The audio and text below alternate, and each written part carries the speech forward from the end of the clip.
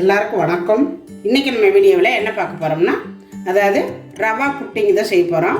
கேக்கு டைப்பில் தான் இதுவும் இருக்கும். நம்ம கேக்கு எப்படி செய்கிறோமோ அதே டைப்பில் இருக்கும். ஆனால் சாப்பிட்றதுக்கு அவ்வளோ டேஸ்ட்டாக இருக்கும். ஈஸியாக செஞ்சு முடிச்சிடலாம். இப்போ அது எப்படி செய்கிறது அப்படிங்கிறது வாங்க பார்க்கலாம். இந்த பிளேட்டில் ஃபஸ்ட்டு என்ன பண்ணணும், இந்த மாதிரி எண்ணெய் தடவி வச்சுக்கணும். ஃபஸ்ட்டு நம்ம எடுத்தோடனே இந்த பிளேட்டில் எண்ணெய் தடவி வைக்கிறது தான். இந்த மாதிரி நல்லா எண்ணெயை தடவி வச்சுட்டு இப்போ இது இருக்கட்டும். பிளேட்டில் எண்ணெய் தடவி வச்சுட்டு கேரமல் செய்யணும். அதுக்கு கேரமல் செய்கிறதுக்கு 1/4 கப்பு சர்க்கரை எடுத்துருக்குறேன். இதில் நம்ம தண்ணியெல்லாம் ஊற்ற வேண்டாம். தண்ணி ஊற்றாமல பாருங்கள், விட்டோம்னா கேரமல் நல்லா கரைஞ்சி வரும். இதில் முக்கியமாக நம்ம பார்க்க வேண்டியது, இந்த கேரமல் கருகிராமல் இருக்கணும். அதே சமயத்தில் அந்த ஒரு நல்ல ஒரு மெரூன் கலர் கிடைக்கணும். அதுதான் முக்கியமாக பார்க்கணும். கேரமல் பண்ணுறது மட்டும்தான் கொஞ்சம் சாக்கிரதையாக பார்த்து பண்ணணும். வேறு எல்லாமே ஈஸி தான். கை விடாமல் இந்த மாதிரி கிண்டிக்கிட்டே இருங்க. அடுப்பை ஸ்லோவிலே வச்சுக்கணும். ஸ்பீடாக வச்சிங்கன்னா சட்டுன்னு கருகிரும். பாருங்கள், இந்த கலர் வந்தாலே போதும். அவ்வளவுதான். எண்ணெய் தடவி வச்சுருக்கிற பிளேட்டில் தூக்கி ஊற்றிக்கணும். டக்குன்னு ஊற்றிடணும். பாருங்கள், எண்ணெய் தடவி வச்சுருக்கிற இந்த பிளேட்டில் நம்ம வச்சுருக்கிற இந்த சர்க்கரை பாகு இதில் ஊற்றி ஃபுல்லாக தடவி விட்டுறணும். இந்த மாதிரி ஊற்றி வச்சிட்டோம்னா சீக்கிரம் ஆறிடும். 1 கப்பு பால் எடுத்துருக்கிறேன். அதை சேர்த்துக்கலாம். இது காய வச்ச பால் தான், ஏற்கனவே நம்ம காய வச்சு தான் வச்சுருக்கிறேன். இப்போ இதில் கொஞ்சம் போல் நெய் விட்டுக்கணும். 1 ஸ்பூனு நெய், ரொம்ப நல்ல வாசமாக இருக்கும். 1/4 கப்பு சர்க்கரை சேர்த்துக்கிறேன். நல்லா கரையிற அளவு கிண்டிக்கலாம். இப்போ சர்க்கரையெல்லாம் நல்லா கரைஞ்சிருச்சு. நல்லா கரைஞ்சதும் நம்ம சர்க்கரை அளந்து அதே கப்பில் 1/4 கப் அளவு வெள்ளை ரவை நான் எடுத்துருக்கிறேன். அதையும் சேர்த்து கிண்டி விட்டுக்கலாம். இந்த ரவை வறுத்த ரவையாக இருந்தாலும் சரி, வறுக்காத ரவையாக இருந்தாலும் சரி நீங்கள் சேர்த்துக்கலாம். நான் வறுக்காத ரவை தான் இப்போ சேர்த்துருக்குறேன். நல்லா இந்த ரவை பால்லே கொஞ்சம் நேரம் வேகணும். இந்த மாதிரி பிறகு ரொம்ப கொலன்னு கெட்டி ஆகிராமல் பார்த்துக்கணும். போதும். இப்போ நம்ம அடுப்பை ஆஃப் பண்ணிக்குவோம். இது ஆற இன்னும் கொஞ்சம் கெட்டி வரும். பாருங்கள், இந்த அளவு இருந்தால் போதும். ஆறுச்சுன்னா இன்னும் கெட்டியாக வரும். அதனால் இப்போ நம்ம அடுப்பை ஆஃப் பண்ணிக்கலாம். இப்போ இது இப்படியே இருக்கட்டும், கொஞ்சம் நேரம் ஆறட்டும். இப்போ ஒரு பாத்திரத்தில் 2 முட்டை சேர்த்துக்கலாம். சால்ட்டு சேர்த்துக்கோங்க. சேர்த்துட்டு இதை நல்லா கலக்கிக்கணும். இதில் கொஞ்சம் போல், அதாவது முட்டை வாசம் வராமல் இருக்கிறதுக்கு கொஞ்சம் நான் ஏலக்காய் பவுடர் சேர்த்துக்கிறேன். நீங்கள் வெண்ணிலா எசன்ஸ் இருந்தால் கூட சேர்த்துக்கலாம். இந்த வாசம் தெரியாது. சேர்த்துட்டு நல்லா கலக்கிடுங்க.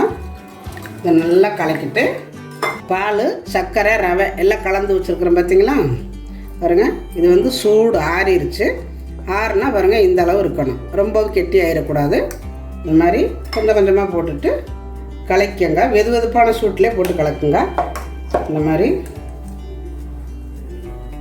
கலக்கிட்டு அப்புறம் போடுங்க மீதி இருக்கிறத. இது கூட சேர்ந்து நல்லா கலக்கிடணும். இந்த முட்டை, இந்த பால், ரவையெல்லாம் சேர்த்து நல்லா கலக்கப்படணும். இது முட்டை பிடிக்காதவங்க முட்டைக்கு பதிலாக தயிர் சேர்த்துக்கலாம். தயிர் இதே மாதிரி ஒரு 1/4 கப்பு சேர்த்துக்கோங்க, நல்லாயிருக்கும். இப்போ கலக்கியாச்சு. இங்கே தண்ணி காஞ்சிட்ருக்குது. இதை இப்போ நம்ம இட்லி சட்டியில் வச்சு தான் வேக வைக்க போகிறோம். கேரமல் செஞ்சு பாருங்கள், நல்லா ஊற்றி ஆறிடுச்சு. இந்த மாதிரி நல்லா கெட்டியாக இருக்கணும். இப்போ கவுத்தாலும் பாருங்கள், கொட்டாது. இந்த மாதிரி நல்லா பிடிச்சிக்கணும். நல்லா ஆறுனதுக்கப்புறம் தான் நம்ம இதை சேர்க்கணும். சூட்டோடு சேர்த்துறாதீங்க. இப்போ இதில் சேர்த்துக்கலாம். அதில் நம்ம கலக்கி வச்சுருக்கிறத இப்போ இதை எடுத்து இட்லி பாத்திரத்தில் தண்ணி காஞ்சிட்ருக்குது. இப்போ இது மேலே வச்சுக்கலாம். பார்த்திங்கன்னா தண்ணி காஞ்சிட்ருக்கு பாருங்கள். இந்த மாதிரி நான் திருப்பி போட்டுக்கிறேன். இப்படி திருப்பி போட்டுட்டு இப்போ நம்ம வச்சுருக்கிற இதில் வச்சுருங்க. வச்சுட்டு இதில் மூடி போட்டு மூடி வச்சுருங்க. நம்ம மூடலைன்னா வேர்வையில் இதில் போட்டு நொசனா தண்ணி ஆயிரும், நல்லா இருக்காது. அதனால் மூடி போட்டு தான் வேக வைக்கணும். இப்படியே மூடி வச்சு ஒரு 20லேருந்து 25 நிமிஷம் இருக்கணும். அடுப்பை ரொம்ப ஸ்பீடாக இல்லாமல் கொஞ்சம் ஸ்லோவிலே வச்சுக்கோங்க. 20 நிமிஷம் கழித்து நான் காட்டுறேன். இப்போ வெந்துருச்சாலும் குத்தி பார்த்துக்கலாம். பாருங்கள், ஒட்டலை, நல்லா வெந்துருச்சுன்னு நினைக்கிறேன். இது ஃபுல்லாக நல்லா ஆறணும். ஆற விட்டு தான் இது வெளியில் எடுக்கணும். நீங்கள் உடனே வேணும்னா ஃப்ரிட்ஜுக்குள்ள எடுத்து வச்சிங்கன்னா சீக்கிரம் ஆறிடும். இல்லைன்னா வெளியிலே கூட வச்சுருக்கலாம். இப்போ நான் வந்து உடனே எடுக்கணும், அதனால் ஒரு 5 நிமிஷம் நம்ம பிரிச்சுக்குள்ள வச்சுக்கலாம். பார்த்திங்கன்னா ஃபுல்லாக நல்லாவே ஆறிடுச்சு. நல்லா ஆற விட்டு எடுக்கணும். இப்போ நம்ம சுற்றி எடுத்து விட்டுட்டு எடுக்கலாம். இதை எடுத்து கமுக்கக்கூடாது. இதுக்கு மேலே ஒரு பிளேட்டை கமுத்துட்டு அதுக்கப்புறம் இப்படி திருப்பிக்கங்க. பாருங்கள் எவ்வளோ அழகாக வந்திருக்குன்னு.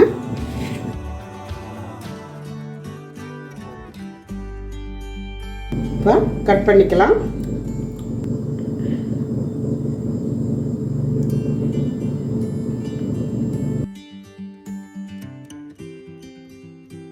இப்போ பாருங்கள் ரவா புட்டிங் ரொம்ப அருமையாக வந்திருக்குது. சூப்பராக இருக்குது.